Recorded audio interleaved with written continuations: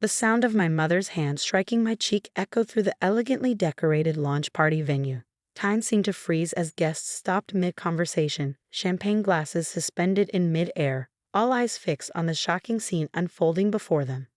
"How dare you?" My mother's voice trembled with rage. "Your sister needs that money. After everything we've done for you, this is how you repay us." My name is Emma Sullivan, and at 28, I never imagined my company's launch party would turn into a family showdown. But then again, I should have known better. Success in my family had always come with strings attached. I touched my stinging cheek, feeling the heat of embarrassment and anger rise to my face.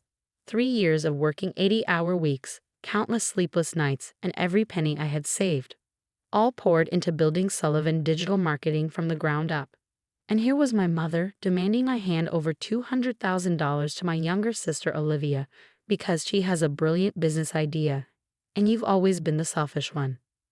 "Mom," I said, keeping my voice steady despite the trembling in my hands, "I built this company myself. Every client, every contract, every success. I earned it. I'm not giving Olivia the money." My sister stood beside our mother, her designer dress and perfectly styled hair a stark contrast to my practical business suit. She'd never worked a day in her life, floating from one failed venture to another, always cushioned by our parents' endless support. "You've always been jealous of me," Olivia spat, her eyes glinting with malice. "Just because you had to work for everything doesn't mean you're better than me. I have vision, Emma. I just need the capital to make it happen." Vision. Right. Like her visionary organic juice bar that lasted 3 months, or her revolutionary fashion blog that never made it past 2 posts. Each failure was funded by our parents, who drained their retirement savings to support her dreams while I worked my way through college on scholarships and part-time jobs. "Ladies, please," my father stepped forward, his voice carrying that familiar tone of condescension. "Emma, be reasonable. Your sister's business plan is solid. She just needs a little help getting started." I looked around the room at my team members, my clients, the business partners who had believed in me when nobody else did. They were all watching this drama unfold, and I could see the mix of sympathy and secondhand embarrassment on their faces. "A little help." I laughed, but there was no humor in it. $200,000 isn't a little help, Dad. That's almost half of our operating capital, money I earned. Money that keeps this company running and pays the salaries of 20 employees who depend on me. "You've always been so dramatic," my mother sighed, rolling her eyes. "It's just money. Family is more important than money." Just money. The words hit me like another slap. Just the money I'd saved by living in a tiny studio apartment for 3 years. Just the money I'd earned by taking on freelance projects on top of my full-time job. Just the money I'd scraped together instead of taking vacations, buying new clothes, or even going out for coffee. "You're right, Mom," I said, my voice growing stronger. "Family is more important than money. So why is it that every time Olivia needs something, you expect me to be the one to sacrifice? Why is her happiness always more important than mine?" "Because you're stronger." My mother exploded.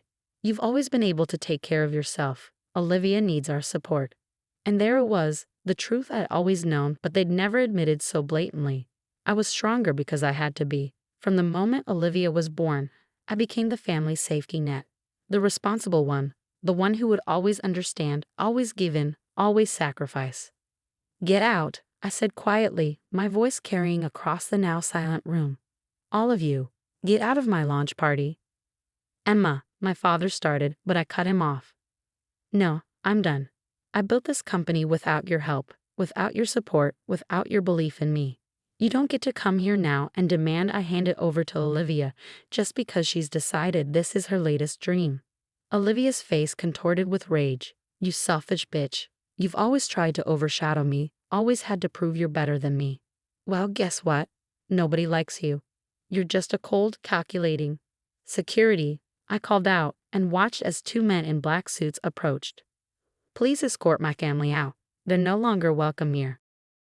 As they were led away, my mother turned back, her face a mask of righteous indignation. "You'll regret this, Emma. When you've lost everything, don't come crying to us." I watched them leave, my heart pounding but my resolve stronger than ever. Once they were gone, I turned to my guests, who were still watching in stunned silence. "I apologize for the interruption," I said, forcing a smile. "Please enjoy the rest of the evening. The bar is open, and I believe we were about to unveil our new client partnership program. The party gradually resumed, though I could hear the whispers, see the glances thrown my way. My marketing director, Sarah, approached me with concern in her eyes. "Are you okay?" she asked quietly. "I'm fine," I replied, straightening my jacket. "Actually, I'm better than fine. I think I just finally broke free." The rest of the evening passed in a blur of presentations, networking, and forced smiles. By the time the last guest left, I was exhausted, but there was a strange sense of peace settling over me. I sat alone in the venue, surrounded by empty glasses and fallen confetti, when my phone buzzed with a text from Olivia. "Mom and Dad are furious. You've always been so selfish. Don't think this is over." I stared at the message, feeling an odd sense of calm. They were right about one thing: this wasn't over. But not in the way they thought. The next morning, I walked into my office early, before any of my employees arrived. The sun was just rising over the city skyline, casting a golden glow through the floor-to-ceiling windows. This view, this office, this company, I had built it all from nothing. I sat at my desk and began typing an email to my lawyer. It was time to protect what I'd built, to make sure my family could never get their hands on what I'd worked so hard to create. As I typed, I remembered all the times I'd given in to their demands, all the times I'd sacrificed my own dreams to support Olivia's latest whim. Not anymore. By the time my team started arriving, I had already drafted new company bylaws restricting ownership and transfer of shares. I had also initiated the process of removing my parents as my emergency contacts and beneficiaries from all company documents. Sarah found me still at my desk, surrounded by paperwork. "You're here early," she said, placing a coffee on my desk.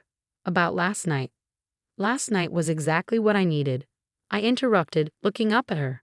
Sometimes you need a public showdown to finally see things clearly. She sat down across from me, her expression serious. "Your sister's been calling the office all morning. She's demanding to speak with you about an investment opportunity."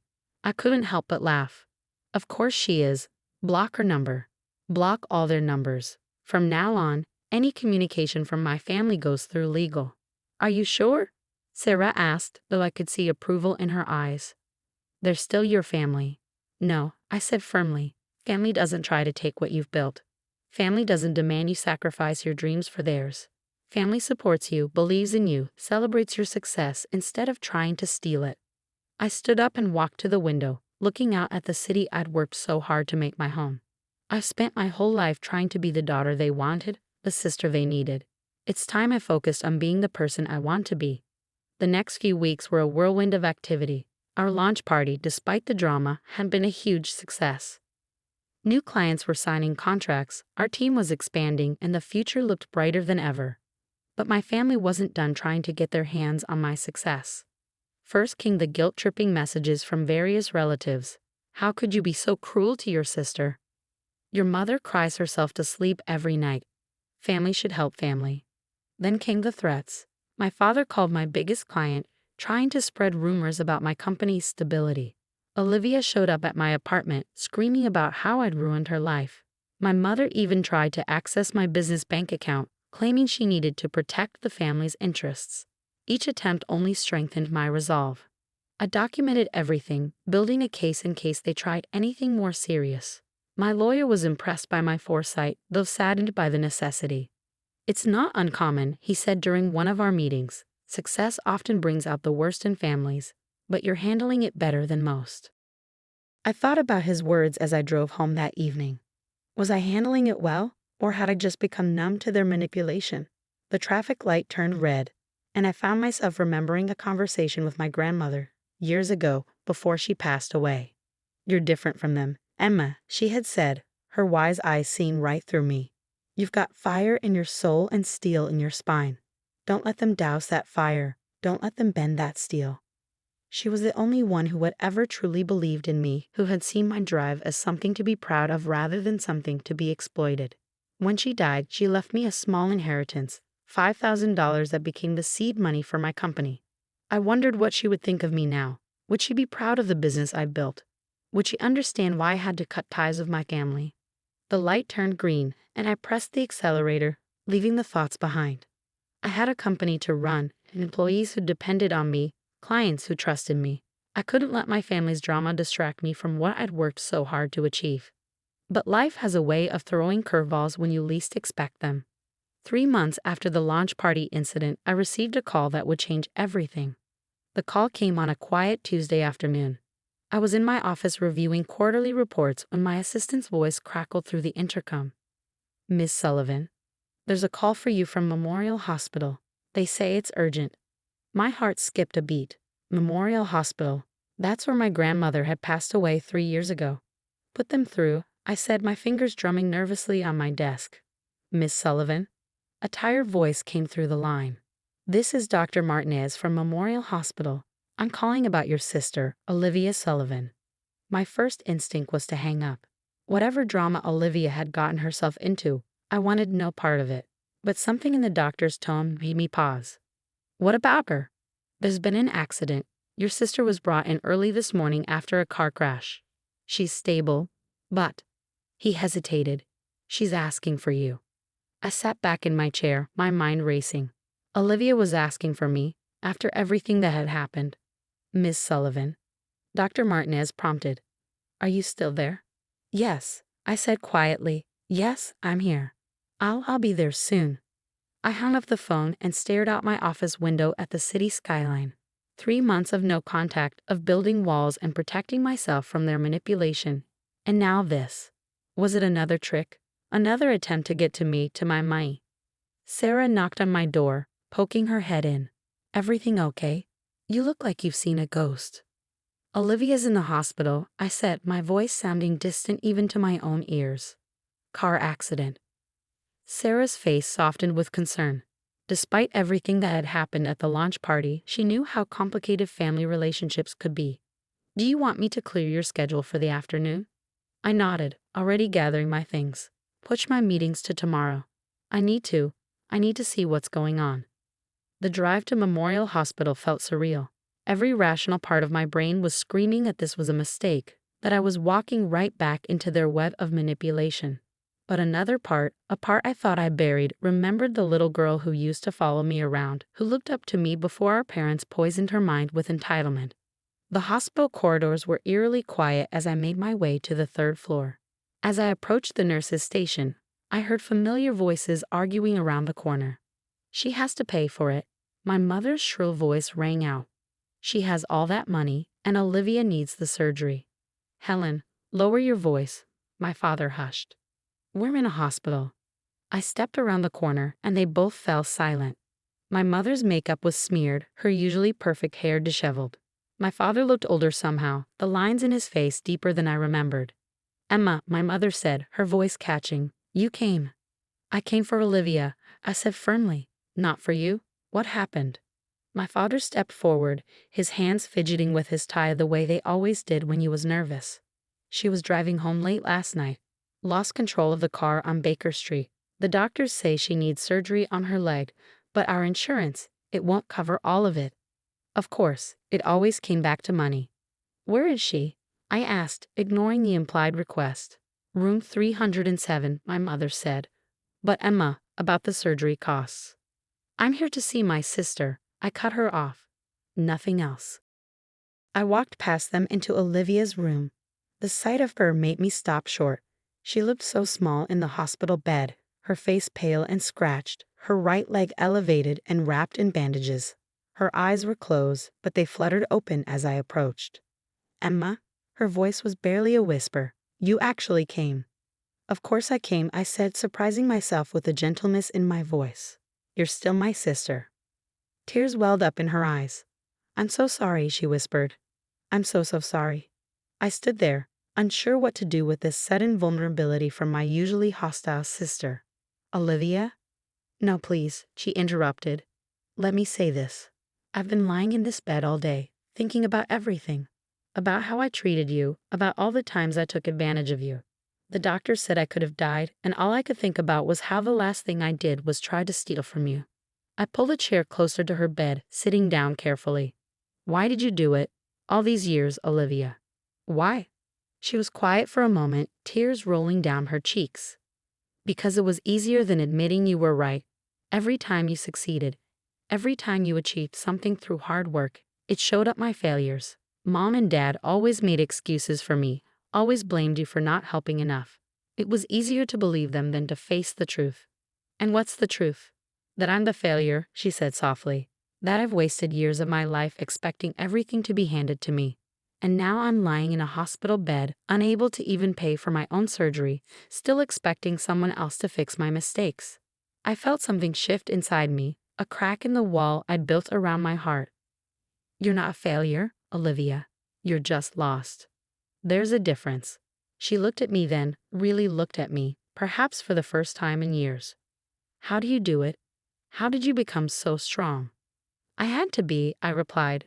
Nobody else was going to build my dreams for me. A knock at the door interrupted us. Dr. Martinez entered, holding a clipboard.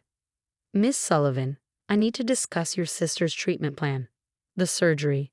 I'll cover it, I said, the words coming out before I could stop them. All of it.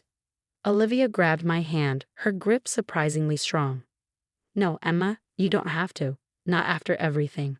This isn't about the past, I said firmly. This is about giving you a chance to find your own path. But Olivia, I looked her directly in the eyes. This is the last time. After this, you need to stand on your own feet.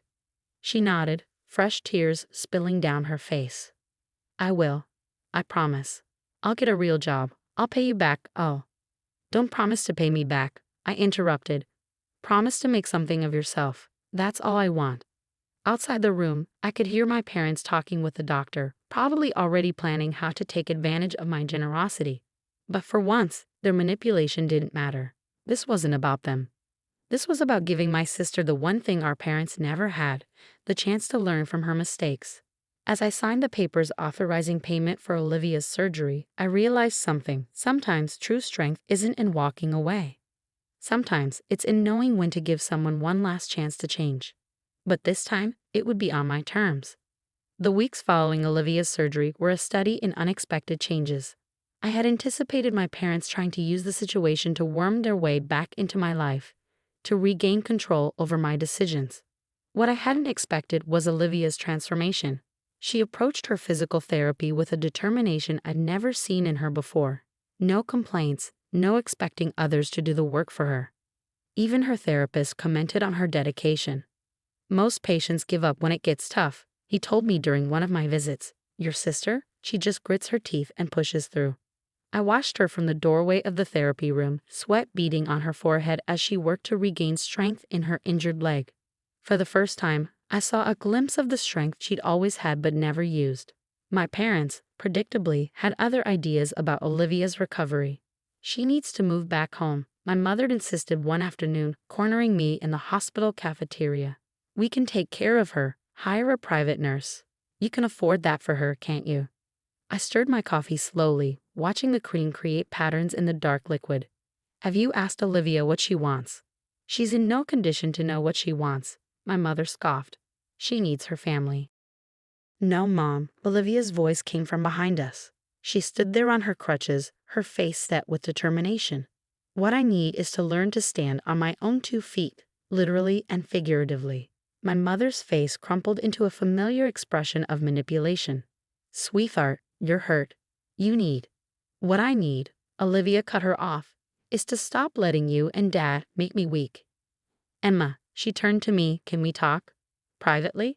I followed her to a quiet corner of the cafeteria, helping her settle into a chair. She looked different somehow, more substantial, as if the accident had stripped away a layer of artifice. I've been thinking, she said, fiddling with the hem of her hospital gown. I want to go back to school. For real this time, not just taking random classes to please Dad. I want to study business, learn how to build something for myself. I studied her face, looking for any sign of the old Olivia, the one who made grand plans only to abandon them when they required real effort. All I saw was nervous determination. It won't be easy, I said carefully. Real business courses aren't like those 3-day entrepreneurship seminars you used to take. She actually laughed. God, those seminars. What a waste of money. No, I mean real school. I've been researching while stuck in this bed. The local community college has a good business program. It's not fancy, but it's a solid foundation. I finished for her. Community college is where I started too, remember? I remember making fun of you for it, she said quietly. I was such a brat. Yes, you were, I agreed, but without malice. So what's your plan? She straightened up, wincing slightly at the movement. I can start classes next semester if I hurry with the application. I've saved some money from my last job. You have savings. I couldn't hide my surprise. Not much, she admitted. Just a few thousand from when I worked at that boutique. I actually liked that job, but Mom and Dad said it was beneath me. She rolled her eyes.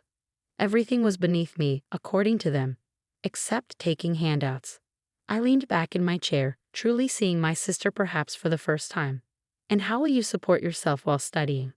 I can keep working at the boutique. The owner called yesterday, said my job is still there if I want it. Between that and student loans. No loans, I interrupted. Not for community college. Her face fell. Emma, I'm not asking you for. I'll pay for your classes, I said firmly. But with conditions. She nodded, waiting. First, you maintain at least a 3.0 GPA. Second, you keep that job, no matter what Mom and Dad say.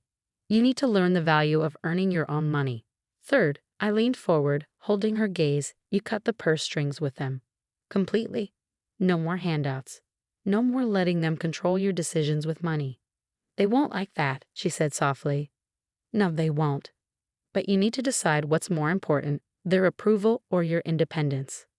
She was quiet for a long moment, and I could see her wrestling with years of conditioning, years of being the family princess. Okay, she finally said. I accept your conditions. All of them. True to my expectations, our parents didn't take the news well. The scene they caused in Olivia's hospital room would have been comedic if it wasn't so sad. This is ridiculous, my mother wailed. Emma's turning you against us, after everything we've done for you. That's just it, Mom, Olivia interrupted, her voice steady. You've done everything for me, and in the process, you made me incapable of doing anything for myself. I'm done with that. My father tried a different approach. Princess, be reasonable. You don't need to work in a shop. With your looks, your connections. My looks and connections haven't gotten me anywhere, Olivia shot back. Look at Emma. She built something real. I want that. I want to be proud of myself for once. I stood in a corner, watching this exchange with a mixture of pride and amazement. This was not the sister I'd known 3 months ago. The accident, it seemed, had broken more than her leg. It had broken the spell our parents had cast over her. Later that evening, after our parents had stormed out with threats of being cut off, threats that carried no weight since they had nothing left to give, Olivia turned to me with tears in her eyes. Thank you, she whispered, not just for the surgery in school, but for showing me there's another way to live. I squeezed her hand gently. You always had it in you, Olivia. You just needed to find your own path. As I drove home that night, I thought about the strange turns life can take. 3 months ago, I had been cutting all ties with my family, building walls to protect myself from their toxic influence. Now here I was, cautiously building a new kind of relationship with my sister, not based on obligation or manipulation, but on mutual respect and a genuine desire for growth. My phone buzzed with a text from Sarah. Everything okay? You've been at the hospital a lot lately. I smiled as I typed my response. Everything's changing, in a good way. Because it was true. Sometimes the biggest victories come not from walking away, but from being strong enough to stay and help someone else find their strength. The key was knowing the difference between enabling and empowering. My sister was finally ready to stand on her own feet. And this time, I'd be supporting her journey, not carrying her through it. 1 year later, I stood at the podium, looking out over the crowd gathered for Sullivan Digital Marketing's 2nd anniversary celebration. The company had grown beyond my wildest expectations, now employing 50 people and serving clients across 3 states. But tonight wasn't just about celebrating business success. A year ago, I began my voice steady and clear. I stood in this room under very different circumstances. Some of you were here that night. You witnessed what I thought was the end of my family relationships. In the audience, I saw Sarah give me an encouraging nod. Next to her sat Olivia, no longer the entitled princess she had once been. Her hair was shorter now, more practical, and she wore a simple but elegant business suit. The boutique job had turned into an assistant manager position, and her community college grades were consistently excellent. Life has a way of surprising us, I continued. Sometimes the worst moments lead us to the best changes. Tonight, I'm not just celebrating our company's success. I'm celebrating transformation, growth, and the power of second chances. I gestured to Olivia, and she stood up, making her way to the stage. There were a few murmurs in the crowd, people who remembered her dramatic behavior at last year's event.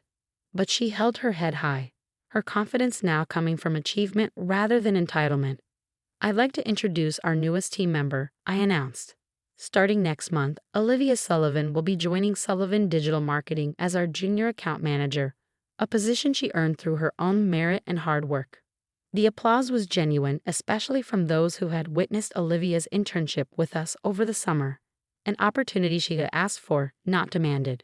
She had worked her way up from filing paperwork to assisting with client presentations, never once trying to use our relationship to gain special treatment. "Thank you, Emma," Olivia said, taking a microphone. "And thank you all for giving me a chance to prove myself." She turned to face me, her eyes glistening. "A year ago, I was a different person. I had everything handed to me, but I had nothing of my own. My sister taught me that true success isn't about what you're given. It's about what you build for yourself." As she spoke, I noticed movement at the back of the room. Our parents had arrived, though they hadn't been invited. Mom looked older, more subdued.